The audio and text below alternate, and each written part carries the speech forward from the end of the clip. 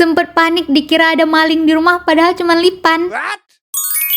Halo guys, dari dapur aku yang super berantakan. Ini sebenarnya aku baru siap masak juga sih, makanya berantakan. Tanpa menunggu lama, langsung aja kita mulai dari mencuci piring. Ini kita sabun-sabunin satu-satu, kita gosok-gosok sampai kinclong tanpa noda yang tersisa. Di sini ada yang sama nggak kayak aku? Suka nyuci piring kalau busanya itu banyak. Kalau sedikit rasanya kayak ada yang kurang gitu. Makanya kalau nyuci piring, aku nggak pernah pelit sama sabun. Nyuci baju juga gitu guys. Pokoknya busanya harus melimpah. Pas lagi nyuci piring, aku jadi teringat kejadian lucu bulan Ramadan kemarin. Jadi kejadiannya itu sekitar jam 5 sore. Aku lagi masak buat bukaan, sementara adik aku tuh baru bangun tidur. Pas dia lagi beresin keranjang baju kotornya, tiba-tiba dia teriak. Aku ya otomatis kaget, langsung kayak apa kenapa kayak gitu kan.